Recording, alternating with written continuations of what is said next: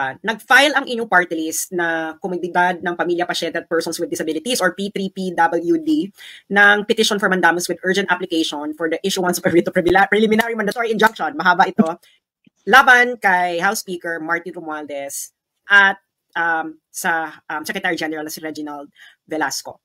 And as I've read the petition, ito ay nagugat dahil ang inyong isang nominee na si Maria Camille Luwansing Ilagan ay hindi pinag-oath-taking.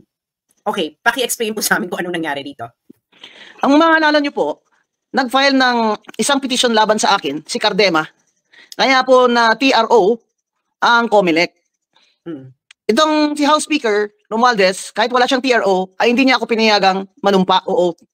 Ang importansya ng oath na yan ay kine-question din namin na unconstitutional yan. Ayon sa House rules na internal nila, ay kailangan ka pang manumpa ng tinatawag na ceremonial affirmation oath sa speaker bago ang congresswoman maka-start ng kanyang functions and literally makaupo doon sa plenary. So hindi po ako si Commissioner Guanzon nakaupo. I mean, hindi kayo pinag-oath. Ito yung background okay. ng kay Dr. Camille Ilagan kung bakit siya ngayon. Dahil po di ba nag-substitute ako doon sa first set of nominees, yung number 1 na nominee nagka-cancer yung anak niya. And she could no longer. So all of them resigned and we substituted, the board substituted my name. Yun po na TRO. So hindi po ako nakaupo ng 2.5 years. Finally, the Supreme Court issued a ruling in December na si Attorney Guanzon, dahil dating commissioner ng COMELEC, ay hindi makakaupo na substitute. At parang na-technical ako doon. Dahil dapat daw nakaupo muna yung nominee na original at nag-resign bago ako nag-substitute. Anyway, hindi naman yan ang rule noon, pero since yan ang sabi ng Supreme Court, yan ang rule ngayon sa COMELEC. Ngayon, dahil dyan, nag-utos ang Supreme Court na magsumite ang P3PWD Party List number 8 ng bagong nominee. Diyan pumasok ngayon si Dr. Camille Ilagan na isang educator. She has a doctorate in business administration and is president of the Luwansing College in Rosario and is also one of the owners of Rizal College in Taal. So ang pinasok naming nominee ay talagang qualified at yun ang pinili ng board dahil may family din po siya na advocates ng children with special needs. Okay. So pumunta na kami doon, nag-proclamation ng COMELEC, nag-oath na si Dr. Ilagan sa isang RTC judge at pumunta na doon sa speaker. Antay kami ng intay until December 18 ay last day na bago mag-Christmas. Kaharap na ni Speaker Romualdez, si Dr. Ilagan, kaharap na mismo, ilang di pa na lang doon mismo sa plenary floor dahil pinaupo naman siya doon ng isang USEC. Pero at alam ni Romualdez na nandun siya. Pero before that, sinabi niyang ayaw niyang ipa-oath si Luwansing ni Dr. Camille Ilagan kung si Attorney Guanzon ay nandyan pa sa P3PWD. Favorite talaga ako dito ni Romualdez. Sinabihan siya nang nag-introduce kay Dr. Ilagan na Mr. Speaker, hindi po si Commissioner Guanzon ngayon. Iba, wala na po yun. Bago na po ito, si Dr. Camille Ilagan at ready na lahat. Ayun yan. Ayaw pa rin niya. So, nandun sa plenary, nakaupo, kaharap sila ilang di pa na lang na-adjourn ng Christmas na hindi naka-oath si Dr. Ilagan at umuwi kaming luhaan. Yan. Pero ang totoo talaga dyan, hina-hide and seek kami ng Secretary General. Kaya hanggang nagsara na lang ang session, ay hindi pa rin na-oath si Dr. Camille Ilagan. Kaya nagpunta na kami sa Supreme Court on a petition for mandamus to order the Speaker to administer her oath. Okay, sa Attorney Guanzon, ito lang hindi sa amin malinaw. Sabi niyo kanina, nakapag-oath na si Dr. Ilagan sa RTC judge. Yes, yes. Hindi ba parang dapat counted? Kasi dapat yan. Kasi yan ang nakalagay sa batas that a public official can assume her functions after she's proclaimed and after she has taken her oath. Dinagdagan ngayon ng House of Representatives na binigyan ng power ang Speaker na kahit na ganyan lang ang requirements ng konstitusyon at batas, ay hindi pa rin makakaupo ang congresswoman namin kung hindi pina-oath of affirmation, ceremonial lang, tawag nila, ceremonial oath. Kung ceremonial lang pala yan, pwede na po sigurong Zoom na lang yan, di po ba? Kasi ceremonial di ba? Ang gusto nila, ceremonial, doon sa plenary. Nandun na po si Dr. Ilagan Alam niya na rin na nandun. Talagang hindi niya pina-oath. Talagang intentional. Kaya yun, we are questioning this rule as unconstitutional because then it gives the Speaker a veto power. The power now to defeat the will of the electorate, which in a democracy is a no-no. You cannot defeat the will of the people, you know. So, that's why we are going to the Supreme Court. Susumbong kami. Supreme Court, Justices, Chief Justice. Ito po, si Speaker Romualdez, hindi kami pinapaut. Kahit inutos nyo na palitan na ako, si Atty. Guanzon, at i-proclaim kung qualified, i-proclaim ng COMELEC. At ayaw pa rin niya kaming paupuin. Talagang hindi po siya takot sa Supreme Court. Pero ang Attorney Guanzon, bakit? Ang hindi namin dito kasi maintindihan, tama kayo, na seremonya lang siya eh. Kasi binoto ka rin ng tao eh. Tapos nag-oath, di ba yung oath niyan, yun ay talaga yung dapat magsisimula ka ng trabaho mo. Pero binoto, ano lang talaga siya, for formalities na lang talaga yung oath. Yung sa House, yung sa Speaker. Sa House, kasi ano lang daw yun eh, oath of affirmation, ceremonial. Yun ang word. Okay, pero ang nakakaano kasi dito, ang tagal ng decision nung para palitan kayo kasi ano na ngayon eh, matatapos na yung Congress, new Congress na next time, and tapos ngayon, ito pa yung, umaasa pa ba kayo na makakapag-oath taking? Oo, kasi umaasa kami na ang Supreme Court naman ay fair. Kaya may June 3 pa naman na magbubukas ang session, siguro 7 days na lang. Baka naman plano ni Speaker, ipa-out na yung aming representative 1 day before sila mag-uwian. Maawa naman kay Speaker, 391,075 people voted for P3PWD number 8. Kalahati mo yan, PWD, may mga sakit, seniors.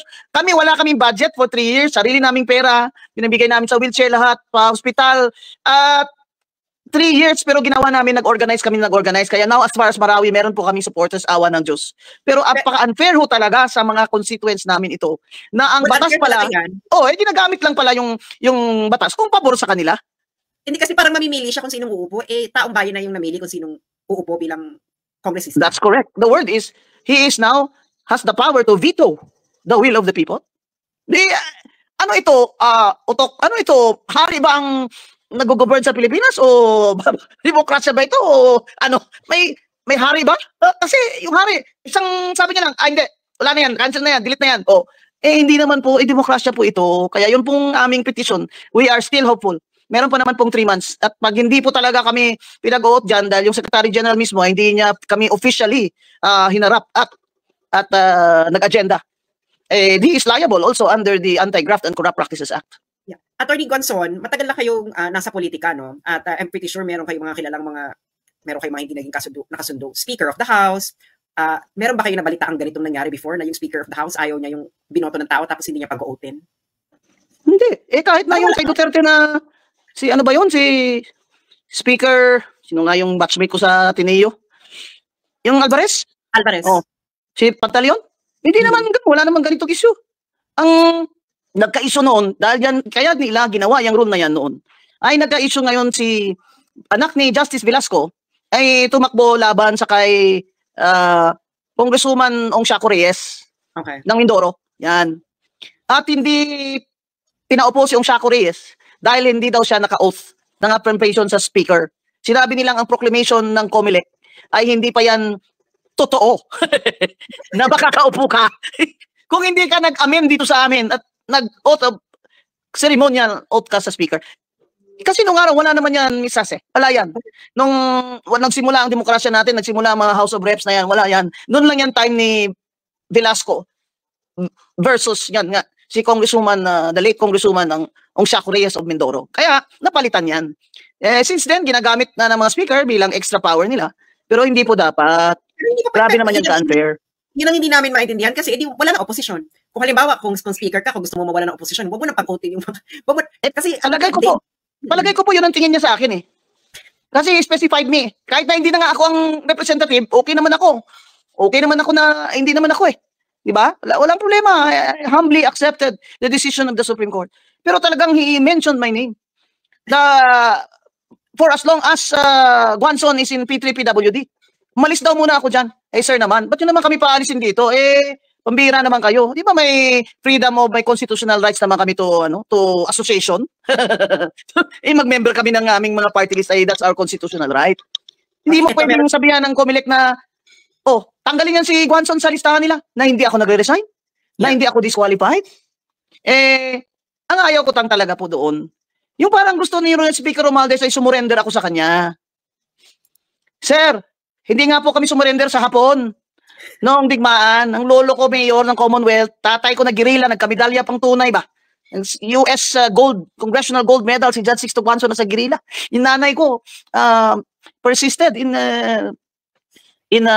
encouraging her father not to surrender to the job. Sir, hindi po kami nag-surrender sa Hapon. Ngayon pa po kaya na matanda na ako, 67 na po ako, sir. Ang amin lang po, sir, demokrasya po ito. panindigan na po natin. Napakabilib ko pa naman kay Speaker noon dahil wow, ang Speaker, UP College of Law, wow, Upsilon, ha? They're very famous for being well-mannered, no? They're social elitist fraternity, no? Hindi nga kami magka-brad at sis, pero UP College of Law, hangang-hanga ko sa kanya. Misas, nag-meet pa kami doon sa lunch ng mga, hindi ba, tagalit sa akin yung mga kakamping. Ba't daw ako may picture kasama si Romualdez at si Sandro? Eh, malay ko, nakaupo lang naman lola nyo. Doon sila sa likod ko pa-picture. Nagalit yung mga kakamping, ha? Di ba nandun kayo kasama? Alam ko nandun pa nga parang binati pa nga kayo ni Sandro Marcos. Di ba parang Opo, yung he bowed nga and asked for my hand as if to mano and I just gave him a handshake. At nagpa-picture pa nga sila sa akin. Kausap ko pa nga siya. Sabi ko sa kanya, Speaker, can you make that PWD committee a regular committee? Kasi never nagka-regular committee ang PWD. Parang ano lang yan, ex-officio, parang ganun lang ba? Walang budget. So, umuo pa. Smile. Nung araw, hindi pa siya ganun makapangyarihan. Parang gwapo-gwapo niya. Linaw-linaw ng mukha niya ba? Parang ngayon tumaba siya ng lalo. So, ang ano ko dyan sa Speaker na when we started naman, good terms naman kami. Akala ko nga good terms kami. Yun pala, hate niya ako. Hindi ko nga alam eh. Hindi ko naman siya, I never attacked him. I never, what do you call this? Campaign against him. Tapos ngayon, ganyanin niya ako. Papayag ba mga taong ganyan? Yung binoto mo, ayaw pa upay ng Speaker. Papayag kayo mga tao dyan. Ang pinagtataka ko kasi, hindi ko na lang papangalanan yung isang party list. May party list kasi na may nireplace na party list, may natanggal kasi na party list sa... I know that case. Di ba? So, sila, Napopo sila. Konti pa nga ang boto nila kay sa akin eh. Yes. Ang laki ng boto ko, parang doble sa kanila eh. Ba't sila nakaupo? Ako, may ano pa ako, Supreme Court ruling pa si Dr. Ilagan. Ang P3, meron kami Supreme... At saka hindi basta-basta tao na sa board ng P3 ha? Tingnan nyo yung board namin. Mga taga-UP, mga expert consultants, 3 abogado, isang marketing specialist, isang grassroots leader, makikita mo yung P3 board ng P3PWD, tunay na mga independent thinkers or advocates of rights of PWD and children.